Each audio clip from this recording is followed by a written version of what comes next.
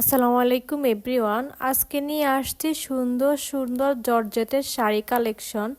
দেখুন সবগুলো শাড়ি কালেকশন অসম্ভব রকমের সুন্দর। আমাদের ছবিতে যতগুলো কালেকশন দেওয়া আছে প্রত্যেকটি কালেকশনই আমাদের অ্যাভেলেবল আছে।